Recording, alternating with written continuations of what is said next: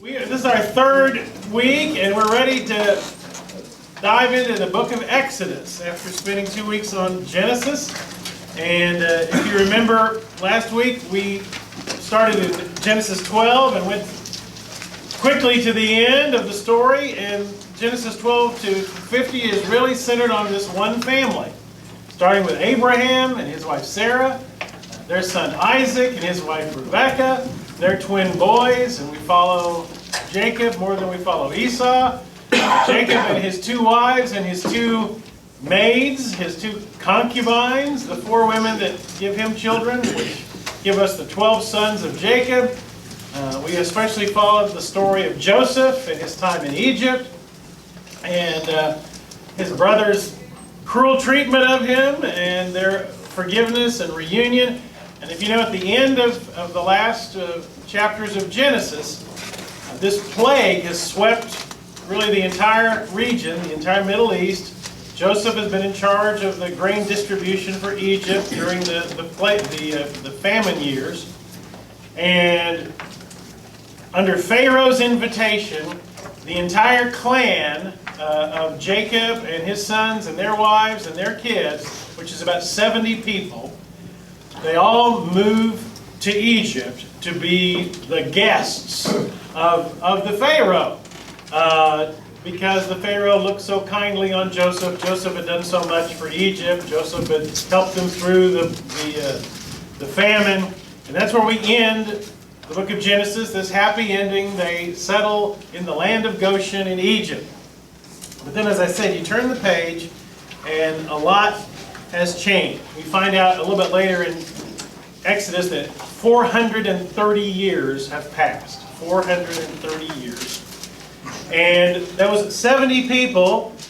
We don't really get this number until chapter 12, but if you just pop over to chapter 12 of Exodus for a minute to get the head count, Exodus 12:37, which, spoiler alert, they're going to leave Egypt. If you didn't know that, but it says there in Exodus 12:37, there were about 600,000 men on foot, besides the women and children. So, now we know also that when they left, some other slave people left with them.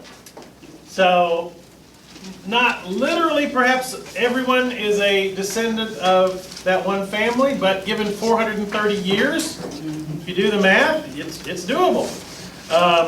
So that's how many people we're talking about, how the family has grown in 430 years from 70 to several 100,000 people.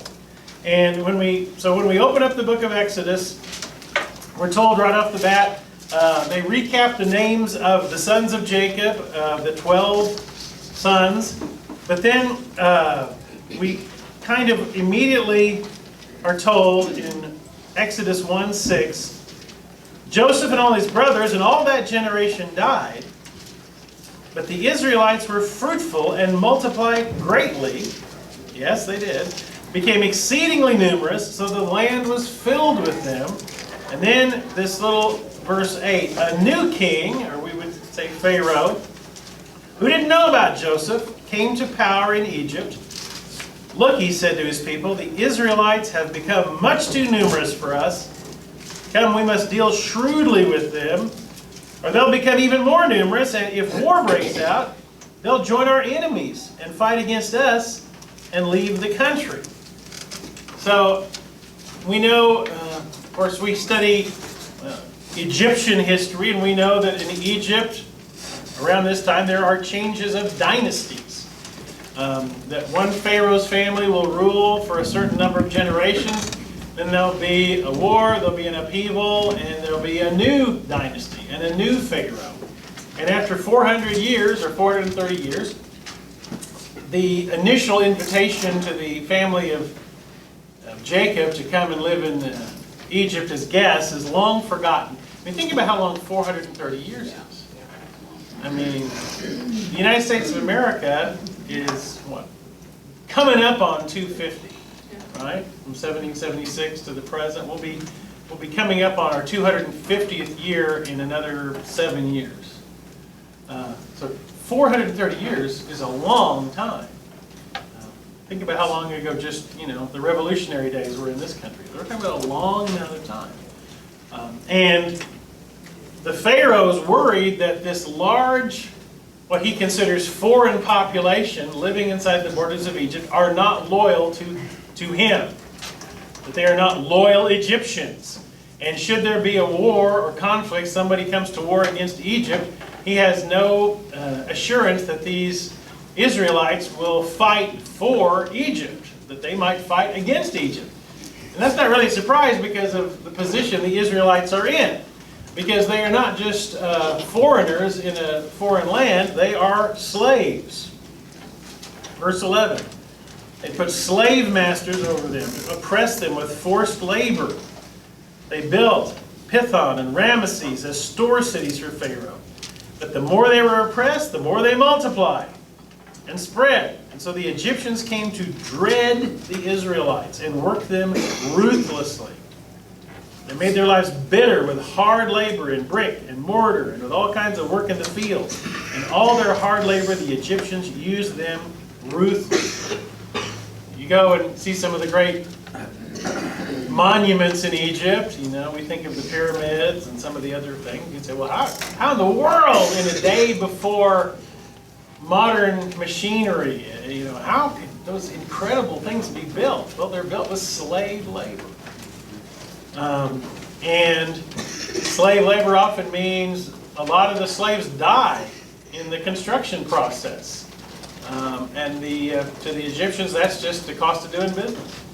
So some slaves are going to die. So what? So they are involved in producing bricks, producing the makeup of the monuments. They're they're working the fields. And somebody pointed out that in this first chapter, it tells us how, because of this, the Pharaoh decides there needs to be fewer potential enemy soldiers, so they decide to cut down on the male population by instituting an order to kill the male babies. And so, you think, okay, we're talking several 100,000 people. They mentioned 2 midwives.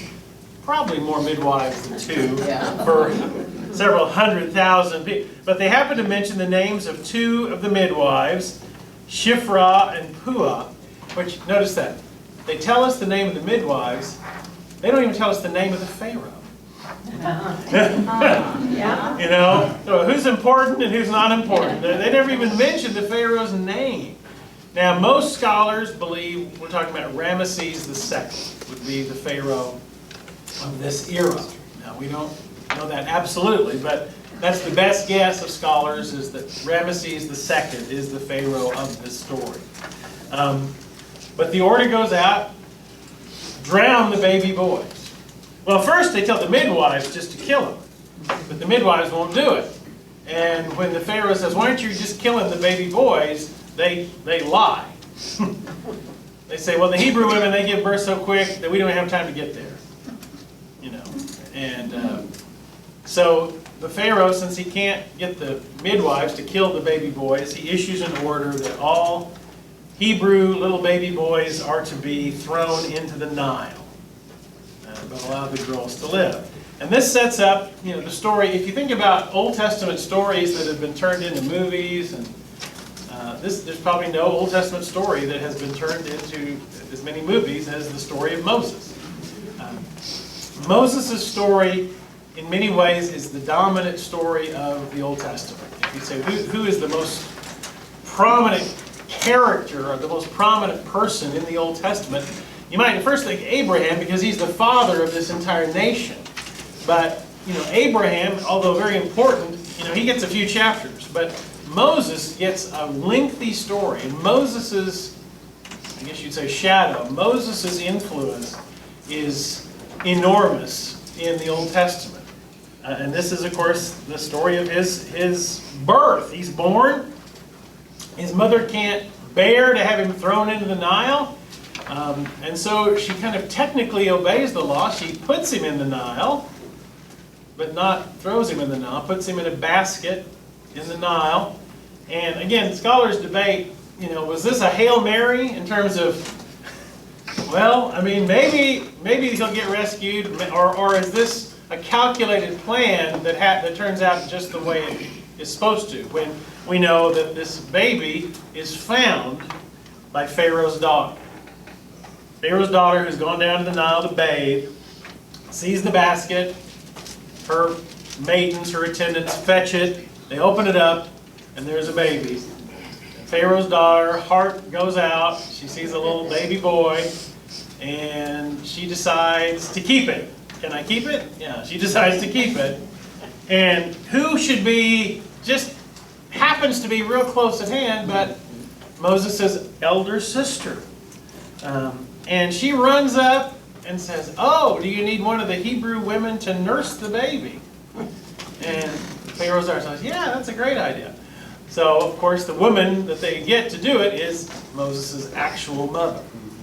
So, Moses' mother is hired to nurse the baby that has now been more or less adopted by the daughter of Pharaoh. And she names him Moses, or in Hebrew it's Moshe. Moshe is how you say it in Hebrew. And the word Moshe, Moses, is kind of a pun on the Hebrew word to pull out or to draw out. So we turn again to the next page or the next verse, and he's a grown man. Yeah. Okay? So we don't spend any time, he goes from baby to grown man in one verse. But think about what kind of upbringing Moses would have. He spends time with his birth family, because remember, in this time, in these days, babies are, in the developing world today, and in that world, babies are nursed at least until they're 2 years old, and often maybe even 3, 4 years old. Babies are nursed much longer than they are now in our Western modern world. And so Moses grows up with time spent with his birth family and time spent with his adoptive family. He grows up a man of two cultures. He grows up speaking Hebrew and Egyptian. He grows up learning both languages, both customs, both religions. But he's a man of two worlds, and he becomes a favored person among the court. But he knows who he is. He understands that he is different. He understands that he is adopted. He understands his heritage. And so he's this man of two worlds and two cultures. And that's why we kind of jump to him as an adult. And you get the idea that he, is dressed well and well educated and of the, upper class. But he's out and about one day, and he sees the brutality of the Egyptian taskmasters, the slave masters, whipping and beating the Hebrew slaves. And he's so incensed by this that he kills an Egyptian slave master. And he thinks no one has seen him. He just quickly buries the body in the sand and thinks no one has seen me. But he is seen. Because the next day, he sees two slaves arguing and fighting each other. And he tries to tell them to stop it, and he gets this chilling thing.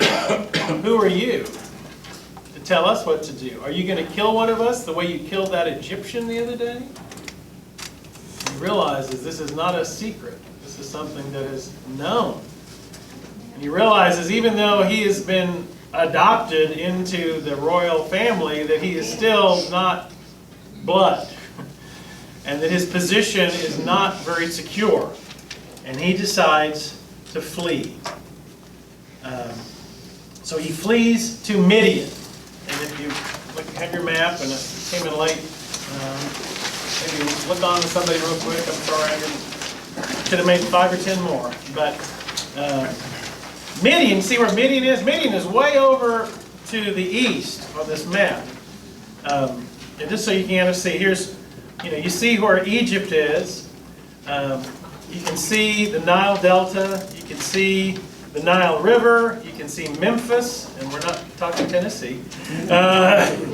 You see Egypt over there on the west, and then you see to the far eastern side of this little map, there's Midian. Okay, that's where the Midianites are. So Moses leaves Egypt and heads east and goes over to Midian because his murder has become known, the murder of the Egyptian taskmaster. And we're told when he gets to Midian, there is a priest there. And the priest is of a local religion. We're not to understand this priest is in any way a Israelite. He's not. He's a Midianite. But he has 7 daughters, and they're in the middle of chapter 2. They're being harassed. This is in 2:16. The priest of Midian had these daughters who are being harassed by some shepherds over the water. This water is precious. Water is a precious commodity in this part of the world, and there's often fights over who gets to use a well, who gets to. I mean, it was. We just, Netflix has all these documentaries you don't realize. There's a documentary series on Netflix called Explained, and one of them is about water, about how water, the scarcity of water, and how water is used all around the world, and how in coming days there's just too many people and not enough water. Anyway, it's sort of a chilling documentary to think about. In places like this, water is not something you take for granted. So there's a fight over the water. Moses comes to the defense of these women, these young women. They go and tell their father, an Egyptian rescued us, because that's what Moses looks like. And the father says, well, invite him to eat. And then again, how quickly things move. The next verse, okay, he gets married to one of the daughters. You feel like maybe there's a little time, some of these things get really telescoped, He grew to be a man, he killed an Egyptian, he fled, he rescued a woman, he married her. It's kind of bang, bang, bang, bang, bang. And he marries a Midianite woman named Zipporah. They have a baby, next verse. Get married, they have a baby named Gershom. And that's where we leave him, and he becomes a shepherd in Midian, working for his father-in-law, whose name is one of those things where his father-in-law, now, the priest of Midian, is referred to by 2 different names. He's sometimes called Ruel, and he's sometimes called Jethro. Which I know if you grew up like me watching the Beverly Hillbillies, it's hard to take the name Jethro seriously as somebody, and Moses thinks, this is my life. I'm a Midianite. I've married a local girl. I'm a shepherd working for my father-in-law. This is it. This is my life. But we get to chapter 3. And he's a shepherd. He's tending the flocks. And he sees the infamous or famous burning bush. Which, a bush that appeared to be on fire but was not consumed. And, there's been different artistic and movie presentations of what that would look like. And I've seen a few of them. But it's a strange sight. And Moses is like, this is weird. I got to see what this is. And in that encounter, he hears his name being called. This is 3:4. Moses, Moses. And Moses says, I'm here. And the voice says, take off your shoes. This is holy ground. And then the voice identifies himself. I am the God of your fathers. I am the God of Abraham. I am the God of Isaac. I am the God of Jacob. Which these are names that he's heard, but these are men who lived, 430 years ago. These are, think about 430 years ago. We're talking about the year 1600. For us, that's how far that was. And here's these names. I'm the God of your forefathers, Abraham, Isaac, Jacob. And, I've seen the misery of that family, my people. And so I've decided to deliver them out of bondage, out of slavery, to bring them into Canaan. To bring them out of Egypt and into Canaan. Which is occupied, by the way. That's going to be a big chunk of the chapters ahead. I'm going to bring them into the Promised Land. The Promised Land is not not like the land run or something where it's just, open. It's an occupied territory full of Hittites, Amorites, Perizzites, Hivites, Jebusites. All these people are there. I'm going to bring them into this land. And, and here's what he says. So, 3:10, go, I'm sending you to Pharaoh to bring the people out of Egypt. I've decided to send you.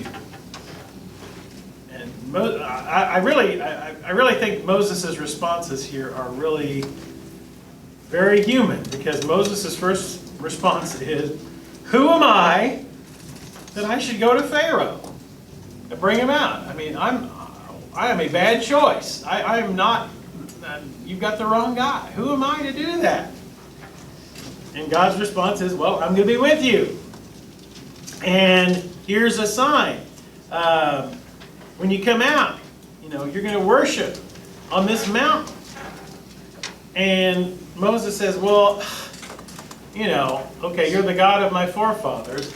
Well, if I go back there and I meet with the elders of the slaves and I said, well, the God of our fathers has spoken to me, and they go, who? What are you talking about? What's his name? What am I even supposed to say? And this is where God says, I am who I am.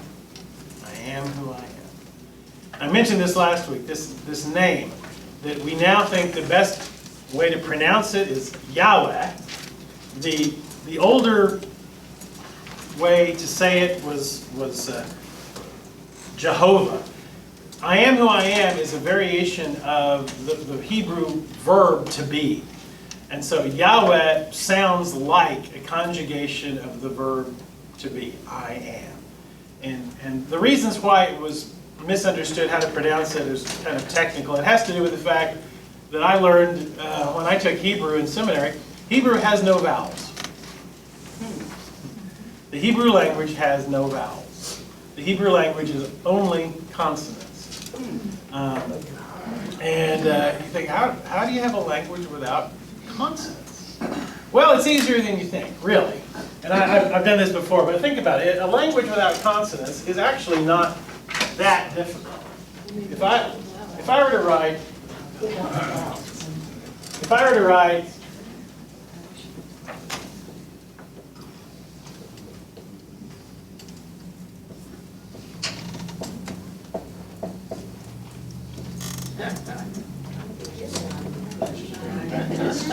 what does that say?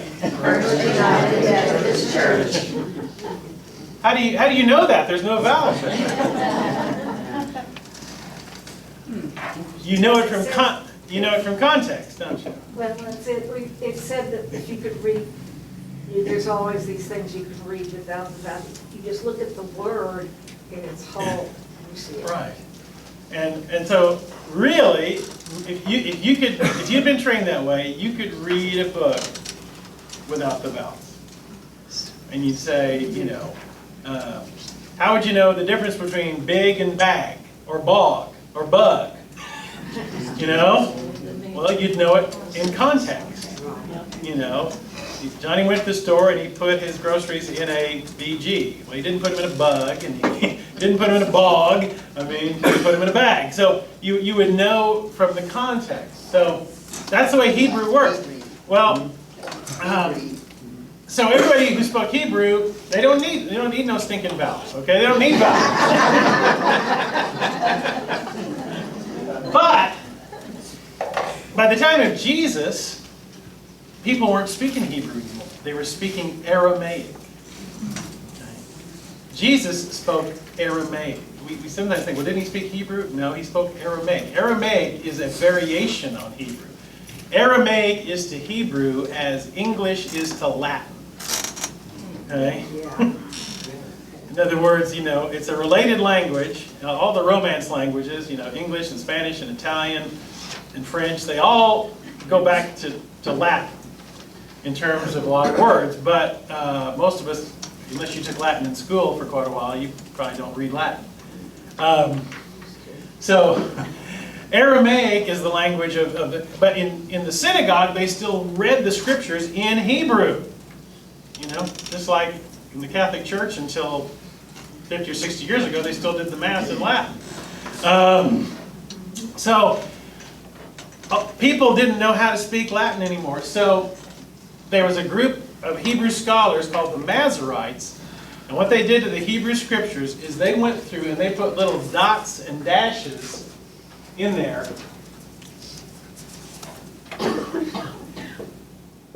to indicate like what vowel goes there. The little dots and dashes to tell you what the vowel sound was.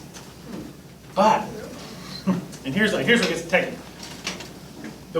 The people by the time of Jesus, one of the things that they thought you should never do is actually say the name of God. Because the commandments say you don't take the name of the Lord in vain. Well, they were afraid they would accidentally take the name of the Lord in vain. So that's why in the Bible often it says, and then the kingdom of heaven instead of the kingdom of God. Or the blessed one, or the mighty one, or the holy one, or something else. Some other way to substitute instead of just saying Yahweh. And they were so afraid that somebody would accidentally speak Yahweh and not say it with the appropriate respect. And when they came to the word Yahweh, they put in the wrong vowels on purpose. To protect you from accidentally saying the name of God. They put in, and scholars only figured this out about 100 years ago. And the wrong vowels they put in made it look like it was Jehovah. But now they understand it's not Jehovah, it's Yahweh.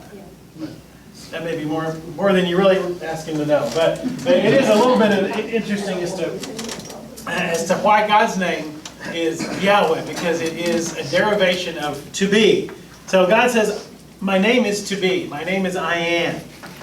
Tell the Israelites, I am has sent you, the God of Abraham, Isaac, and Jacob. And tell them, you know, all this, I'm going to tell them what I told you. I'm going to deliver them. I'm going to send them into Canaan. It's a land of milk and honey. He gives them this is what you're supposed to do. And Moses says, well, I go to these elders and I tell them all this, and they're going to say, you're on drugs or something, Moses. I mean, what have you been smoking? I mean, that didn't happen to you. The Lord, Yahweh, didn't speak to you. The God of our fathers didn't speak to you in a bush on fire. What are you talking about? He says, they won't believe me if I tell them this story. They're not going to believe that. And God says, well, what's that in your hand? He's like, well, it's my walking stick. Like, throw it on the ground. Throw it on the ground. It turns into a snake. Like, you show them that, they'll know something's up. And if they don't believe that, he says, put your hand inside your robe. Okay, now pull it out. It's covered in leprosy. Okay, put it back inside your robe. Pull it out again. It's clean and fine again. He's like, do these things to show that you're not just making this up. That you do these signs, these miracles to prove that you're telling the truth. Here, I'm going to give you these ways to prove you're really telling the truth. And so, then Moses says, this is 4:10. Oh Lord, I've never been eloquent, neither in the past nor since you've spoken to your servant. I'm slow of speech and tongue. And again, different people thought maybe he stuttered. Maybe he had a speech impediment. He just was not, he said, I'm not a public speaker. I'm not going to go into the throne room and try to make demands. He's like, I can't talk like that. I'm not a good speaker. And God says, well, who made your mouth? I did. I'll help you. I'll teach you. And then after his, look at, he says, 3:11, who am I? 3:13, who are they going to say sent me? What's your name? 4:1, what if they don't believe me? 4:10, I'm not a good speaker. I mean, 4 different times he tries to say, not me. And then finally, in 4:13, "Oh Lord, please send someone else. Please send someone else." I just don't want to do it. Please pick somebody else. And but God doesn't really take no for an answer here. Although he does make a slight concession to Moses. He says, "I'll tell you what." He says he's a little angry at Moses. He says, "Your brother Aaron, he's a good speaker. He can go with you. He can do the talking. He can be like your press secretary. He can be like your spokesman. Okay? So I'll let Aaron go with you." And so Moses realizes God is not going to take no for an answer. So he goes to his father-in-law and says, "I'm going to Egypt." He takes his wife, he takes his kids, and off they go. And by the way, we're told that the Pharaoh and the people who had seen him murder the slave, they're all dead. So off he goes. And I'm not going to cover everything, but he gets there.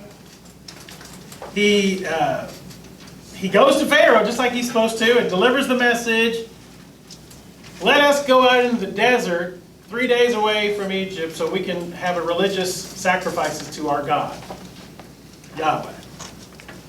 And 5:2, Pharaoh says, "Who's Yahweh?" Which I say, if you read it in the English, it's like, "Who's the Lord?" It doesn't sound quite right. But if you realize Pharaoh, he says, "My God Yahweh has said, let my people go, the God of my people." And Pharaoh's like, "I've never heard of any Yahweh. I don't know any God named Yahweh." Because Egypt has a lot of gods. Egypt has multiple gods. God of all the different, the sun and the moon, and all. We're going to talk about that with the plagues. Egypt had a lot of gods, but Pharaoh's never heard of one called Yahweh. He's like, "I don't know who this Yahweh is. I don't know him. I'm not going to let you all do that." And he says, This God, 5:3, "The God of the Hebrews met with us. Let's take a 3-day journey into the desert to offer sacrifices to Yahweh our God. Or he might strike us with plagues or the sword." But, 5:4, the king of Egypt says, "Moses and Aaron, why are you taking people away from their work? Get back to work. Look, the people of the land are numerous, and you're stopping them from working." He's upset that he's trying to take the labor force for an extended, 3 or 4 days off the job. And he's so upset, he says to his foreman, "These guys are lazy. This is a sign of laziness. We're going to have to show them we mean business." So in the past, when they're making bricks, and I'm no expert in brick making, but you use straw in those days to help with the brick making. He said, "We used to supply the straw for them to make the bricks. No, they can get their own straw, but the number of bricks we expect every day is not going to go down." So in other words, increase the workload. Instead of working 14 hours a day, they're going to have to work 18 hours a day. Increase the workload, because these people are obviously lazy. 5:8, "Require them to make the same number of bricks. Don't reduce the quota. They're lazy. That's why they're crying out, 'Let's go and sacrifice to our God.' Make them work harder for the men, so they keep working and pay no attention to lies." Which is what he's characterizing what Moses is doing. Buckle down.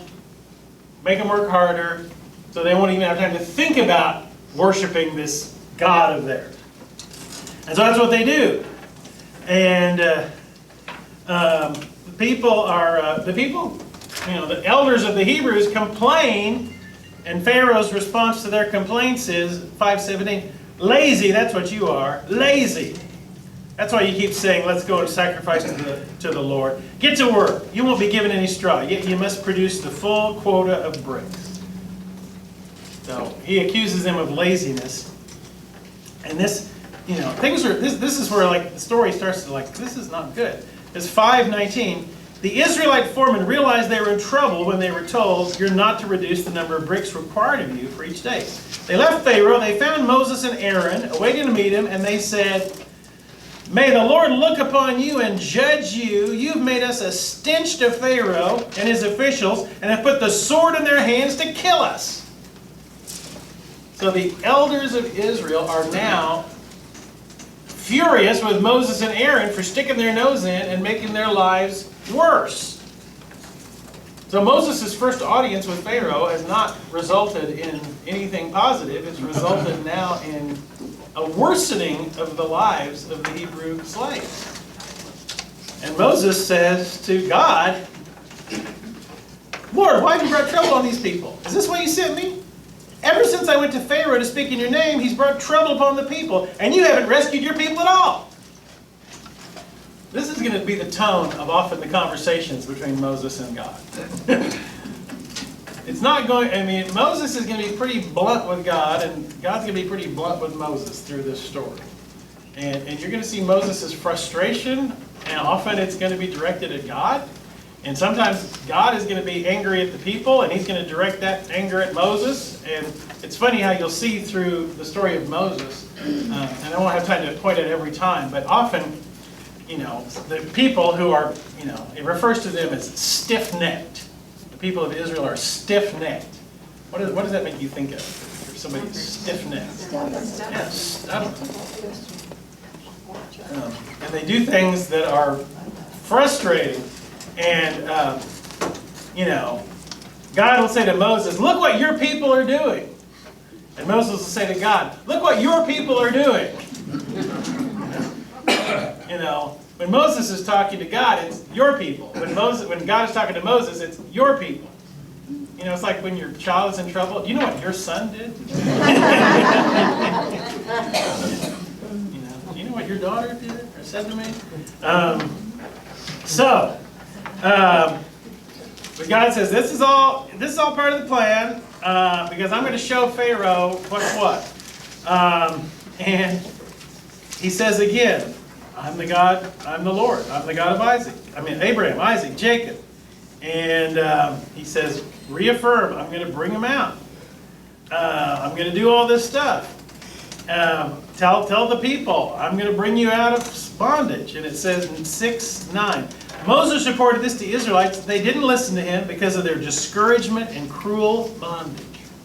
So Moses tries to give them a pep talk, but God says he's still going to get you out of this. And the people are like, yeah, whatever. And the Lord says to Moses, go tell Pharaoh, king of Egypt, to let the Israelites go. And then 6:12, Moses says, if the Israelites won't listen to me, why would Pharaoh listen to me? Since I speak with faltering lips. If my own people won't even believe me, why in the world would Pharaoh believe me? That's why I think this story rings so true, because, it's not, Moses is not perfect, and he's not, what is it? He's not always, the glass is always always full, and the sun's always shining. He looks at reality and says, I don't see how this is going to work. And God keeps saying, but it will. And then we're kind of given a little bit of a genealogy, kind of in the middle of it, that for most of us we're not as interested in that part, but it's there. And then back to the story in chapter 7. And again, he reaffirms that Aaron can do the talking. And all along we're thinking, well, now, haven't really been told.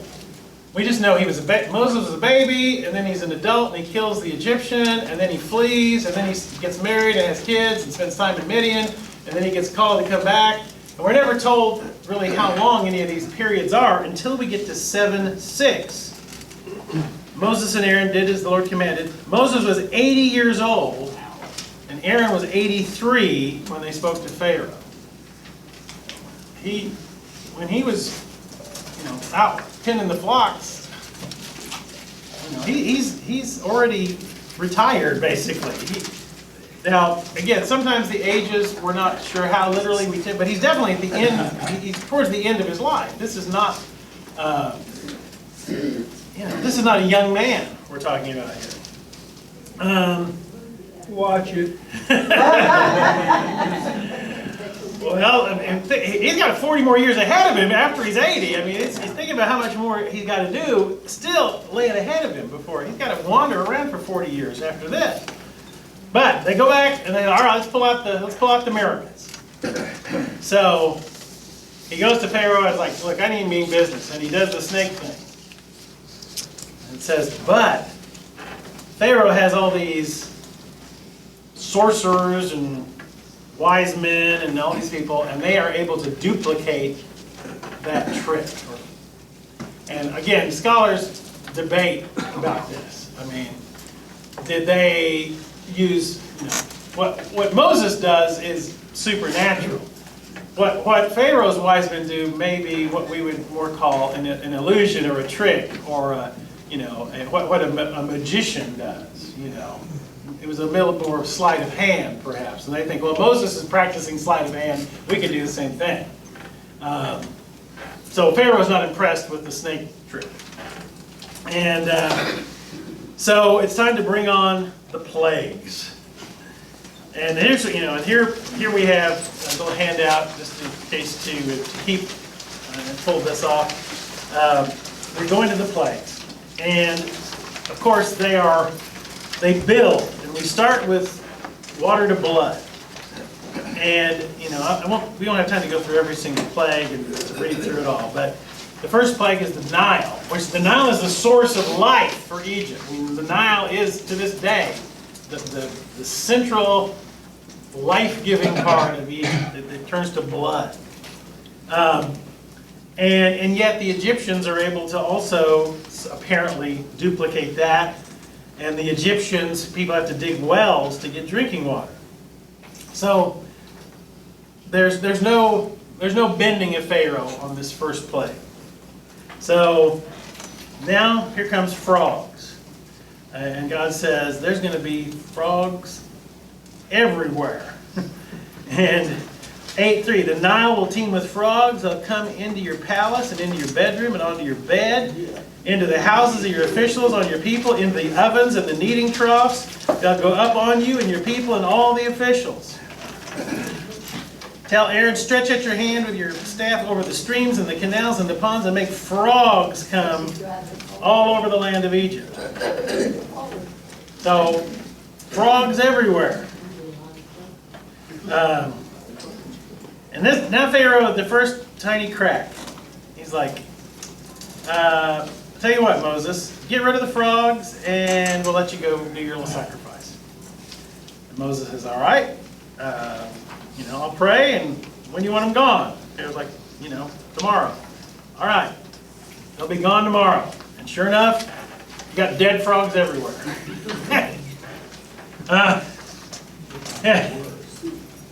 8:13, the Lord did what Moses asked. The frogs died in the houses, in the courtyards, in the fields. They were piled into heaps. The land reeked of them.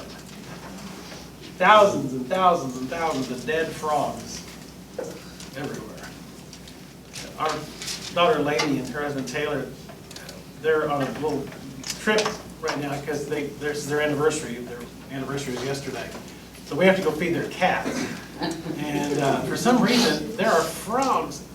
Every time we go to their house, there's like 4 or 5 frogs on their front porch. I'm like, why are there so many frogs? I don't think they've done anything, only God is punishing them, but there's just all kinds, I don't know, they're in a froggy part of town or something. Yeah.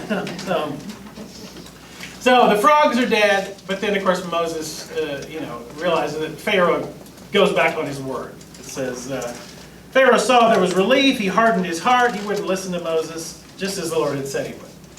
And of course this is the pattern we're going to see over and over and over. We're going to see this pattern. And it goes like this. Moses goes to Pharaoh and says, let my people go, or this disaster is going to happen. And Pharaoh doesn't listen. And the disaster comes, and it gets worse and worse, and Pharaoh calls him back and is like, all right. Tell you what, get rid of whatever the disaster is, and then you can go do your sacrifice in the desert. And so Moses says, okay, and whatever it is, the plague, the frog, the lice, the locust, whatever it is, it'll go away. And then Pharaoh will go, yeah, just kidding, I'm not going to let you go. And this happens repeatedly. Pharaoh continually says he will let him go, and then once the problem has vanished, he says, no, I'm not really going to do that. So, and it's kind of interesting, people point out that sometimes it says Pharaoh hardened his heart, sometimes it says his heart was hardened, sometimes it even says God hardened his heart. And He's like, well, wait, is it all the same thing? And to the Hebrew way of culture and the Hebrew language, it's really all the same thing. The way the language works. He has this hard heart. It's not trying to say God is manipulating him. It's just saying, this is the reality. Pharaoh keeps breaking his word. So he breaks his word about the frogs. Well, here come gnats. And same story. Pharaoh doesn't let him go. Then flies. And here we begin to see that these plagues, they only affect the Egyptians, not the slaves. Like the areas where the slaves live, the flies don't come there. They only come where the Egyptians live, which is a more clear, you say, well, okay, there's flies, there's frogs, that nature happens. Well, the plagues start hitting the Egyptian houses and leaving the Israelite houses alone, which is like, okay, this is not just nature. This is something more going on here. And that starts with the flies.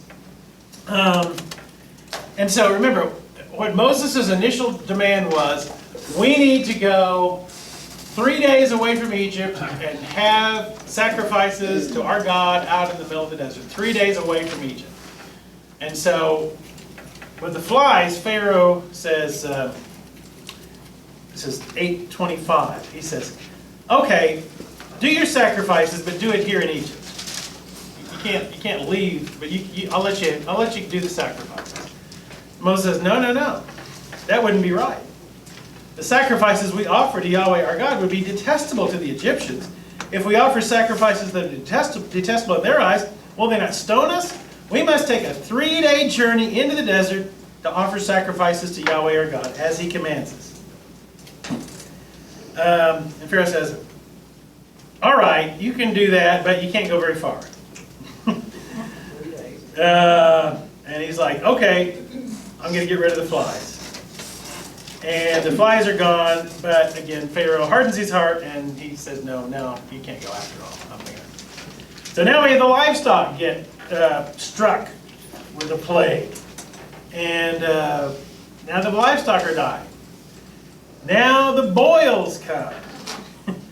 And still no change from Pharaoh. Then here comes hail. And it's, such hail that's killing people. This hail is, wiping things out. And so now go to 9:27. Pharaoh summoned Moses and Aaron. All right, I've sinned. Your God's in the right. We're in the wrong. Pray to your God. We've had enough thunder and hail. I'll let you go. You don't have to stay any longer. And then Moses says, all right, but, it'll stop. And when it stops, 9:34, when Pharaoh saw the rain and the hail and the thunder had stopped, he sinned again. He and the officials hardened their hearts. Pharaoh's heart was hard. He wouldn't let the Israelites go, just as the Lord had said. So, it's just getting a broken record now. Now, locust. And I was reading, locusts, plagues of locusts can be, literally wipe out every living thing. I was reading this little article that back, I'm not sure what the year was, but in a more modern time that they could measure, there was a swarm of locusts that came across the Red Sea that was 15 miles wide, 3 miles deep, and 100 miles long. Wow. Of locusts. They consumed all crops. They ate leather, fences, tool handles. They devastated 2,000 square miles. Plague of locusts. That's in modern times. Well, recently, it's been several years now, but do you remember when Tulsa had the thing of crickets? We had crickets everywhere. One of the restaurants had crickets up and down the walls, and they were dropping in from outside. Yeah. There was crickets A few months ago in Las Vegas, they were having grasshoppers, thick everywhere, right in the middle of the strip. I know that. Anyway, so out come the locust, and notice he says about the locust when he says, 10:3.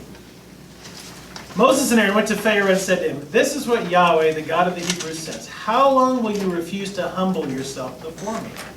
Let my people go, so they may worship me. If you refuse to let them go, I'll bring locusts into your country tomorrow. They'll cover the face of the ground so it cannot be seen. They'll devour what little you have left after the hail, including every tree that is growing in your fields. They'll fill your houses and those of all your officials and all the Egyptians, something neither your fathers nor your forefathers have ever seen from the day they settled in this land till now." This is going to be a plague of locusts like has never happened before. At this point, having seen all the previous plagues, and now we're up to locusts, we're on plague 8 now. Okay? 10:7. Pharaoh's officials said to him, "How long will this man be a snare to us? Let the people go, so that they may worship the Lord their God. Do you not yet realize that Egypt is ruined?" This is now pure stubbornness. Like, Egypt has been devastated. And he's like, "Don't you realize, we barely have anything left, and if the locusts come like he said, we will have nothing left." So it's bargaining time again. Pharaoh says, "Okay, go worship the Lord your God." But who's going to go on this journey outside of Egypt into the desert? Moses said, "Well, we'll go with our young and our old, our sons and daughters, our flocks and herds, because we're going to celebrate a festival to the Lord." And Pharaoh said, "Well, the Lord be with you if I let you go along with your women and children. Clearly you're bent on evil. No, have only the men go. Worship the Lord, since that's what you've been asking for." And Moses and Aaron were driven out of the Pharaoh's presence. He's like, he's going to let the men go, but he knows if the entire family and all their flocks are, he knows they'll never come back. They both know what really is going to be happening here. He's like, no. The men can go, but you have to leave your families behind. I'm like, no. So here comes the locust. And it is devastating. And so Pharaoh, once again, 10:16, "I've sinned against the Lord your God." 10:16, "Forgive my sin once more. Pray to the Lord your God, take this plague away from me." So the locusts leave, but of course, once again, the hardness of heart. So now we're ready for plague 9.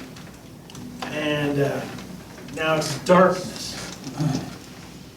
There's darkness for 3 days. So dark that they said they couldn't even see the hand in front of their face. 11:24. "Go worship the Lord, even your women and children, but you're going to have to leave the flocks and the herds." Notice the slow bargain. I mean, okay, I'm going to give a little more. I'm not going to totally give in. I'm going to keep giving a little bit more, a little bit more. It just kind of reminds me of when we were in Israel earlier this year, and you go to the old city of Israel, and where all those shops are. And if you've ever been in a place like that, and how much, right? They tell you a price, 50 shekels. Well, as the tour guide says, if you get handed the 50 shekels, they'd die of a heart attack. That's bargain. They say it's 50 shekels, and you say, "I'll give you 15." And they'll say 45, 20, 40, 25. I mean, it's all about. It's always in the bargain. And Janine saw this ceramic cat in this one store,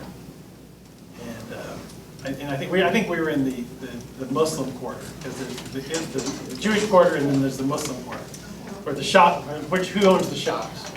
And I think we're in the Muslim quarter, and she had this ceramic cat that she thought was kind of cute. Which I said, "How much?" He said, 200 shekels, which is $100. 200 shekels, $100. He's like, "Oh, and of course he immediately he's like, "Well, but for you, Only 95. Yeah, 200 shekels." He said, "For you, 150, and that's like $75." We're like, okay, fine. And then he starts trying to get me to stay in the store, and I'm like, "Well, maybe later I'll come back." So we leave, and then she's still kind of thinking she likes it, so I, on our way back out of the thing, I pop in again, he remembers me, and, and I said, tell you what, I'll give you 45 shekels, which is, about 22 bucks, I'll give you 45 shekels. Oh, that's an insult, I've insulted him now, it's an insult, how dare I, offer that for this, thing. I'm like, okay, fine. I walk out and he's like, 80! I keep walking, I'm a store past him. 75! You can hear his voice coming out the thing, I get 2 stores down. 60! I get almost out of earshot and I hear, 45!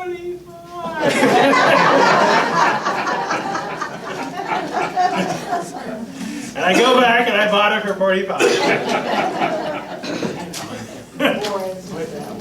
But I probably still overpaid. I think I probably could have still got it for less. But we're not used to that, except maybe buying a car, I guess. It's about the only place where we're do that kind of dickering or whatever. But Pharaoh's like, well, okay, but you got to leave the herds behind. And Moses like, no, we got to take the animals with us to make the sacrifice. And then Pharaoh says, get out. He's not going to bend that far. And we come to the 10th plague, which is, of course, the death of the firstborn. And that's where death passes over all of Egypt. In every household there's a death, except in the houses of the Hebrew slaves. Now, we kind of almost pause here to, because you remember, this is not written down at the time. This is written down hundreds of years later in written form. This is written down hundreds of years later. And so they kind of pause to remind us, okay, and this is where Passover comes from. This is where the holiday comes from. It'd be like in the middle of, if we were reading the story in Luke or in Matthew of the nativity, of the birth of Jesus, it'd be all of a sudden it's like, and that's why we celebrate Christmas. And then, and they went into a whole chapter of, and that's why you put up trees, and that's why you hang tinsel, and they wouldn't, obviously, they wouldn't say that, but you know what I mean? It's like right in the middle of the narrative, there's this description about Passover. And the story of Passover found here is God says, you're to kill a lamb, you're to take the blood of the lamb, and you're to put it on your doorpost. Put it on the threshold, or you put it above your door. And when the angel of death is passing over Egypt, when there's a door that has the blood of the lamb on the doorpost, the angel of death will pass over that house. And there will be no death in that house. And so all the Hebrew slaves put the blood of the lamb on their door. And then they're given the instructions. They're to roast the lamb, and then they're to have baked bread but without yeast. And why are they baking the bread without yeast? Because they're in a hurry. They don't have time for the bread to rise. They don't have time to let the bread rise. So they break unleavened bread without yeast, which is matzah. That's what it's called. So they have matzah, which is unleavened bread. And there's this whole, this is the meal. It's the roasted lamb. It's the unleavened bread, the matzah. And there's a whole, if you've ever been in a home, a Jewish home, where they celebrate the Passover, or even seen it in a movie, or seen, you know that there's dishes on the table that all represent a different part of the story of the Passover. Herbs and salt. Herbs and salt. Yeah, herbs and bitter herbs because of the bitter labor, and sort of a applesaucey mixture about the mortar of the bricks. I mean, there's all different kinds of foods that all represent part of this story. But the most important part of the story, at least I think, especially for us as Christians, is it is the blood of the lamb that protects the people from death. And that imagery of the blood of the Lamb protecting the people from death is carried over into the New Testament. Jesus, frequently referred to as the Lamb of God. It is the blood of the Lamb. It is the blood of Christ on the cross that covers us, that protects us from eternal death. This whole imagery of, when we talk about Jesus as the Lamb of God, the perfect Lamb of God, and even imagery, especially medieval imagery of Jesus portrayed as a lamb or as a bleeding lamb. And you're like, this is weird, And even in the book of Revelation, there's a lamb that represents Christ in the imagery of Revelation. This all goes back to the Passover. All this imagery of Jesus as the Lamb of God, the blood of the Lamb, the blood that covers us, the blood that protects us, that keeps us from fearing death. All this imagery goes back to the Passover.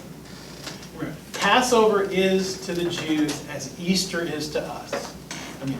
Easter is our most significant holiday because Easter is all about the death and resurrection of Christ, which is the central story of Christianity. The Passover and the Exodus is the central story of Judaism. And of course, these two holidays often happen the same week. Many, many times, Passover and Holy Week fall the same week. Now, they don't always, because the Jewish calendar is calculated a little differently from the current modern Gregorian calendar. But probably at least 2/3 of the time, Passover and Easter are happening the same week, and which is no accident, because we know the events in the New Testament happen during Passover. That Jesus is crucified the day before the Passover, so it's no accident they happen at the same time. But the Passover story is the central story of the Jewish faith. And so, we've got a chapter describing all the preparations for Passover. And so, there's death all over Egypt, in every household, every Egyptian household. And we get over to 12:31. During the night, Pharaoh summoned Moses and Aaron and said, "Up, leave my people, you and the Israelites. Go, worship Yahweh as you've requested. Take your flocks and your herds, as you said. Go, and bless me also." Total now surrender. Finally, after the 10 plagues, finally Pharaoh there's total surrender. And this little handout reminds us of something that is not maybe evident to us because most of us are not, familiar with Egyptian religion, but remember, Egypt is a country it's a polytheistic country, at least in this time it is. Of course, it's Muslim now, but in the time of Moses, it's polytheistic, pagan gods of all these different things. And each of these plagues, in many ways, is showing that the Lord, Yahweh, the true God, is stronger than an Egyptian god. And this is kind of talks about how, all the various Egyptian gods are mentioned here. How,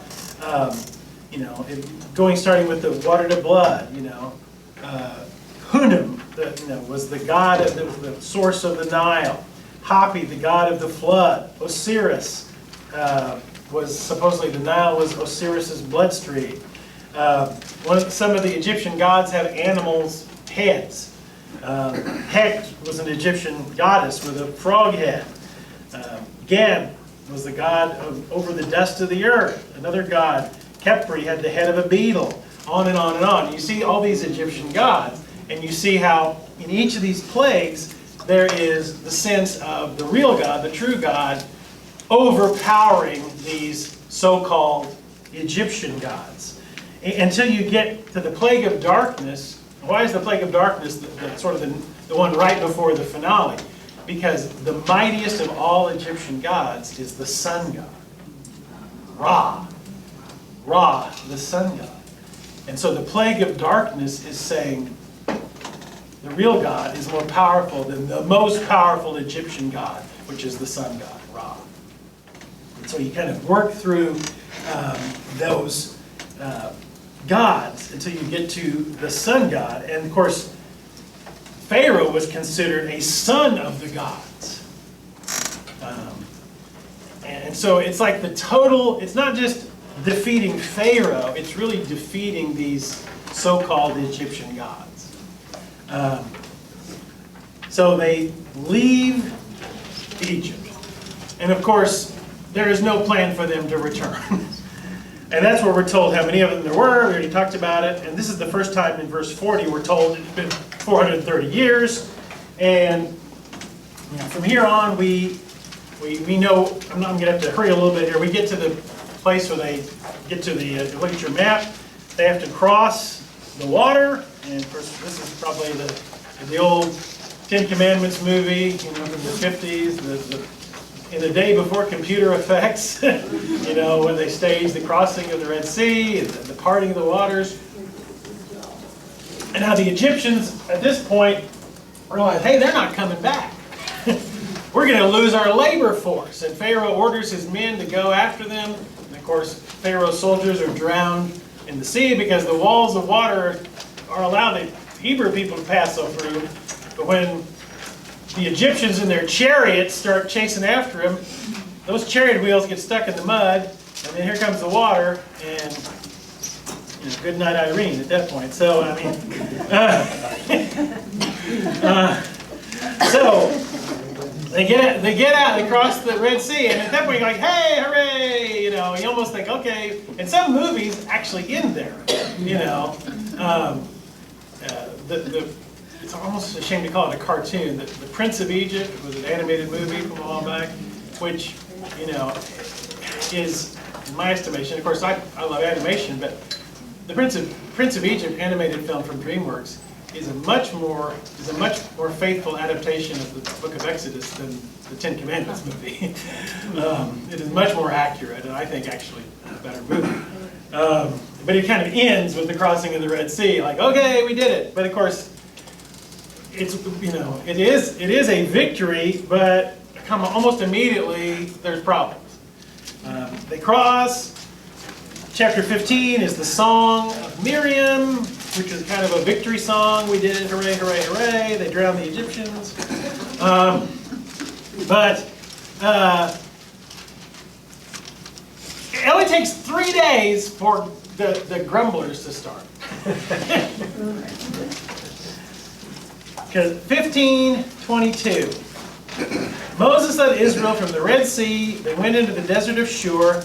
For 3 days they traveled in the desert without finding water. When they came to Marah, they couldn't drink its water because it was bitter.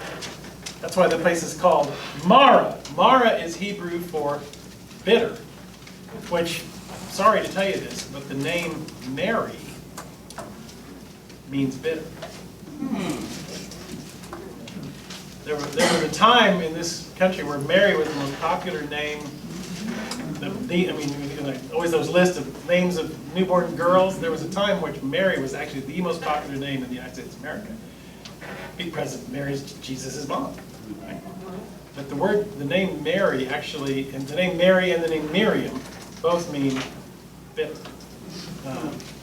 But if you buy one of those little scrolls, like what does your name mean? It doesn't say that. They lie. You know how there's you can buy those little things? They make something up because they don't want Mary to realize that her name, means bitter. So it says, so the people, 15:25, the people grumbled against Moses saying, what are we to drink? So it takes 3 days to go from victory to grumbling, which again, this is a very accurate portrayal of human nature, right? It doesn't take very long for people to go from thank you, this is wonderful, this is great, hooray, hooray, hooray, to grumble, grumble, grumble, complain, complain. Unfortunately, that's the human condition. That's how people are. Moses cries out, and God says, throw this wood in the water, and it'll sweeten it up, and that works. And now they got water now, but now, okay, they're 2 weeks out. 16:2, in the desert, the whole community grumbled against Moses and Aaron. Everybody's grumbling now. And here's what they say, verse 3, 16:3. The Israelites said to them, to Moses and Aaron, if only we had died by the Lord's hand in Egypt. There we sat around pots of meat and ate all the food we wanted. But you brought us out into this desert to starve this entire assembly to death. Oh, the good old days, 2 weeks ago, back in Egypt. Making bricks. Yeah, it was so nice as we were slaves, being whipped and all that. And then they say, well, I'll tell you what. Verse 7, in the morning you'll see the glory of the Lord. He's heard your grumbling. Who are we that we should grumble against us? You'll know that He's the Lord, and He gives you meat to eat in the evening and bread you want in the morning. He's heard your grumbling. You're not grumbling against us, you're grumbling against the Lord. And sure enough, quail just kind of fall out of the sky. And then in the morning, there's this bread-like flaky stuff everywhere. And it says in 16:13, evening quail came and covered the camp. In the morning there was a layer of dew around the camp. When the dew was gone, the flakes, like frost on the ground, appeared on the desert floor. The Israelites saw it. They said to each other, what is it? They didn't know what it was. And Moses said, it's the bread of the Lord has given you to eat. Now, the word is called manna. The word manna in Hebrew means, what is it? No, the word manna literally means, what is it? Manna means, what is it? So they called the bread, what is it? It'd be like us calling it whatchamacallit. You know. The name of the bread is, what is it? And he gives instructions. Every day there's going to be bread except on the Sabbath. Because you're not supposed to go out and gather it on the Sabbath. That'd be work. So there'll be twice as much the day before the Sabbath, but there won't be any on the Sabbath. But you can't keep it. It won't keep. It'll go bad after a day. They say, well, people ignored the instructions. Again, big surprise that people ignore the instructions, right? They tried to gather too much and it would go bad. They tried to go out on the Sabbath and get it. It wouldn't be there. I mean, they disobey all the instructions, even though, you know.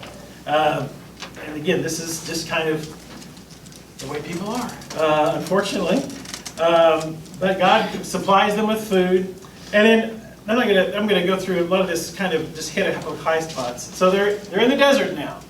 And Jethro, the father-in-law, comes to visit, and he says, how's it going, Moses? He's like, well, okay, except I spent all day and all night settling arguments.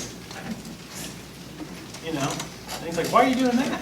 He's like, well, I'm in charge, and all day long people have disputes and arguments. They come to me to settle the argument. And Jethro says, well, you need to delegate. You can't do it all yourself. You got to delegate. You got to get other people to help do some of this. You handle like the Supreme Court level things, but you got to have other judges and people to settle these other arguments. So it's kind of this idea of delegation that comes in there.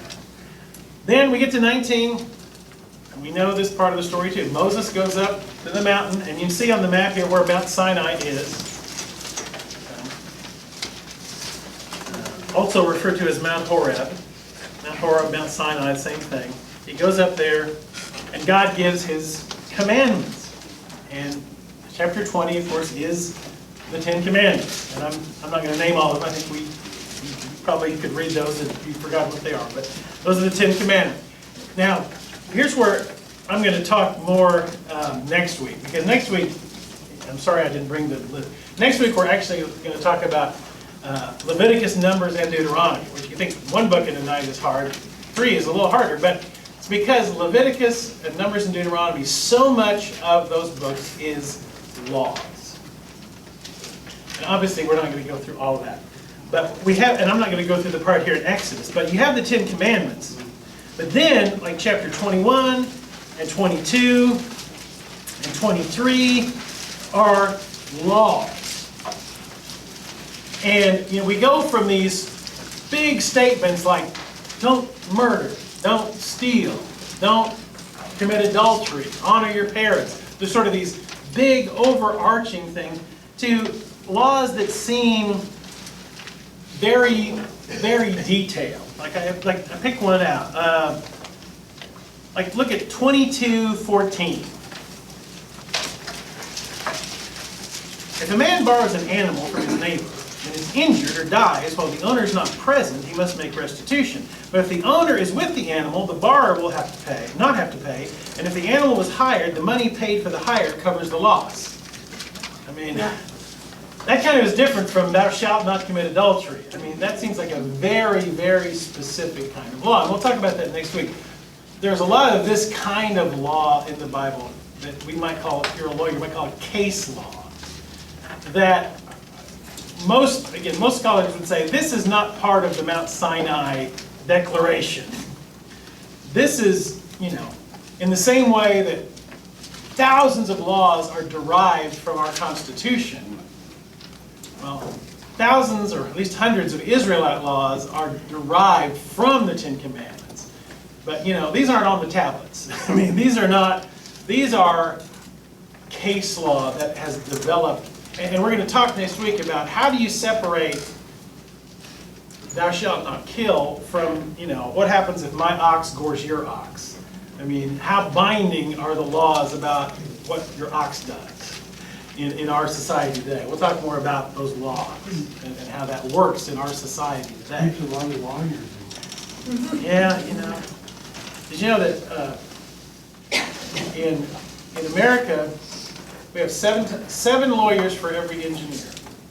In Japan, they have 7 engineers for every lawyer.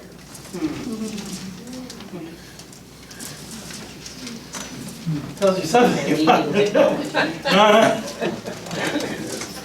My father was a lawyer. My father was an attorney. Then we have, again, I won't talk about this, we have lots of instructions on how to build the tabernacle. Very specific directions about how many cubits, and very, very specific directions about the tabernacle. And I'm not going to go into that tonight either. But okay, what the priest is going to wear. Again, the garments the priest is going to wear. These are very, very specific, very detailed directions that come into play much later than as they're wandering through the desert the first 2 weeks. Okay, so we'll come back to some of these laws that are found here and in Leviticus and Deuteronomy, and talk about how do you separate the laws that are forever and ever binding from the laws that we don't even know about, or say about property lines and oxes and all kinds of other things that seem not very relevant to us today. So there's all those things, but then we get to chapter 32. We find out while Moses is up there on the mountain, and Joshua, his aide, his sort of protege, is up there kind of not up with Moses, but kind of a little ways down the mountain from where he is. While they're up there, the people start to get restless. 32:1. When the people saw that Moses was so long in coming down from the mountain, they gathered around Aaron, his brother, and said, "Come, make us gods who will go before us. As for this fellow Moses who brought us out of Egypt, we don't know what's happened to him." In other words, make us idols. Make us a statue, a God we can see, a God we can touch. Because this Yahweh, we can't see him, we can't touch him. And they're used to Egypt, there were gods everywhere. Statues of gods. And this God, there's no statue. Matter of fact, one of the 10 Commandments we're going to find is that's forbidden. Thou shalt make no graven images. That means no statues, no idols. So Aaron is like, okay. Which, like, Aaron, what are you doing? He says, bring your gold earrings to me. They bring him their gold earrings. And it says, 32:4. He took what they handed him and made it into an idol cast in the shape of a calf, fashioning it with a tool. He said, either these are your gods or this is your God. There's some difference in how to translate there. This is your God, O Israel, who brought you out of Egypt. And then he says, Aaron saw this, he built an altar in front of the calf and announced, tomorrow there'll be a festival to Yahweh. So sometimes people read this and they think, okay, they'd abandoned God and turned to a pagan God. No, they hadn't broken the first commandment, they'd broken the second commandment. They made a calf and said, this is Yahweh. They made an idol, a golden calf, and said, this is Yahweh. This is the God that brought us out of Egypt. They reduced God to an idol. And meanwhile, Moses is just ready to come down the mountain. And this is one of those places, again, 32:7. The Lord said to Moses, go down, Moses, because your people, notice it's your people who you brought up out of Egypt have become corrupt. And he says, here's what they've done. Verse 9, I've seen these people, they're stiff-necked. Leave me alone. My anger may burn against them, and I'm going to destroy them. Then I'm going to turn you into a great nation. Moses, I'm going to start over with you. It'll be the children of Moses instead of the children of Abraham. Moses is like, no. Don't be too hasty, Lord. Let's see what's happening down there. And so he goes down, and of course we know he's carrying these 2 tablets with the 10 Commandments, and he hears the revelry of this worship of the calf. And when he hears that, he's so upset, he smashes the tablets, and he gets the calf and burns it and grinds it into powder, and then makes the people drink it, sprinkles it in the water, and makes people drink the idol. And then he finds his brother, Aaron, 32:21. What did these people do to you that you led them into such great sin? You know, what did they do? Did they torture you? Did they beat you? What happened here? Verse 20. Don't be angry, my lord, Aaron said. You know how prone these people are to evil. They said to me, make us gods who will go before us. As for this fellow Moses who brought us out of Egypt, we don't know what happened to him. So I told them, whoever has any gold jewelry, take it off. Then they gave me the gold, and I threw it into the fire, and out came this calf.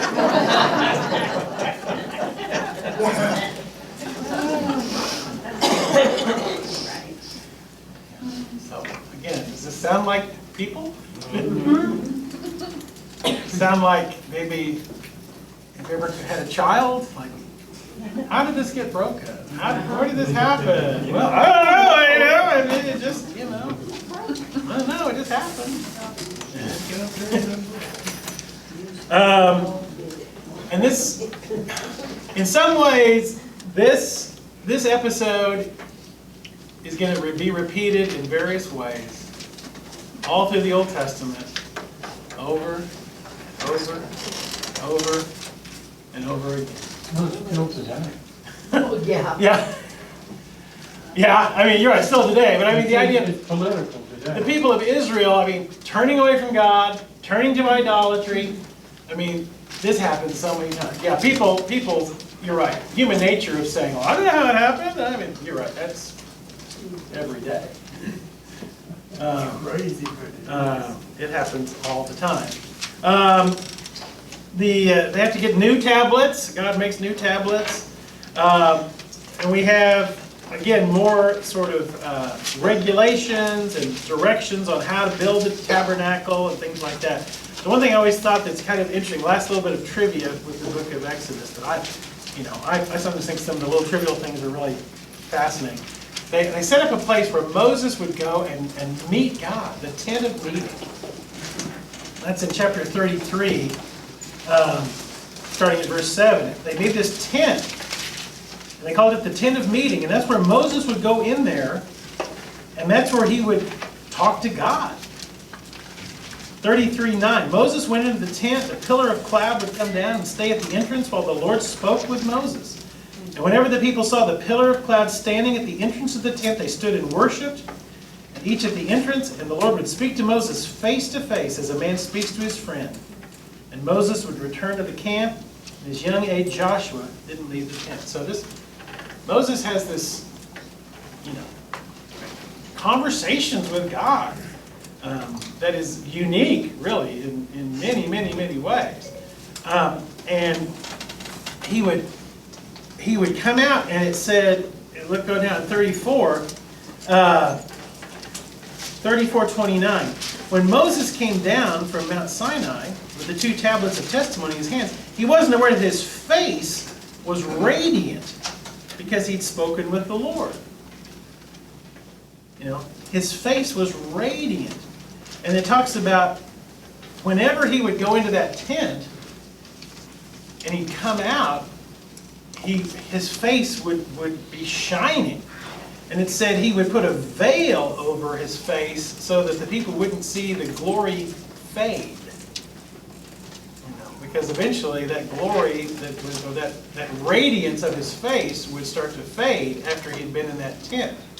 Now the part of trivia that I think is interesting about this is there is a statue by Michelangelo of Moses, and Moses has horns. Has anyone seen the statue up there? You've seen it, Helen, right? I've seen a picture of it. Moses has horns. You're like, why in the world would there be a statue of Moses with horns? Okay. Well, this has to do with understanding the Hebrew language. And back in the Middle Ages, when they're translating the Hebrew into Greek, and the Greek into Latin, and the Latin, etc., the Hebrew says when Moses would emerge from the tent, there were rays from his head, like rays of light, R-A-Y-S, rays from his head. And the people misread the Hebrew, the word ray, like a ray of light, and misread it as horns. So for centuries, when people read this story, they thought every time Moses came out of the tent, he would come out with horns. And so when Michelangelo made that statue of him, he gave Moses horns, because it was supposed to be Moses after he met with God. And that was because of a misunderstanding of the Hebrew language. It wasn't, they thought it was horns from his head, it was actually rays from his face. That just shows that translation can be a tricky thing. And, sometimes it took centuries for us to get it right. How to actually translate that Hebrew. Because the phrase rays from his head or rays from his face wasn't in any other part of the Bible, so they couldn't find a Hebrew way to, it's a context, to be able to compare it to any other passage in the Bible. But he didn't have horns. His face glowed. And, again, have you ever? Sometimes we say, well, that person after that was just glowing. We may not mean it in a supernatural way, but sometimes when you've been with the Lord, you might feel like you're glowing. I hope so. At least some of the time, that you would feel the glory or the God's glory or God's power or God's radiance filling your life. So, I've got 1 minute after. I better quit. So, next week we've been in pretty familiar waters these 3 weeks. Genesis and Exodus are pretty familiar. We get to Leviticus and Numbers, it's not going to be as familiar. That's where I say when you start, we're going to read through that Bible. You get to Leviticus, and that's sometimes when you go, oh, this is wrong. So we won't. But I do want us to think about the law. It's called Leviticus because of the Levites. It's the priestly tribe. So we're going to talk about the law, and as I say, you've got on the one hand these great commandments about these great moral commands, and on the other hand you've got right next to it a law about property rights. And you're like, how do we figure that out? Let's pray.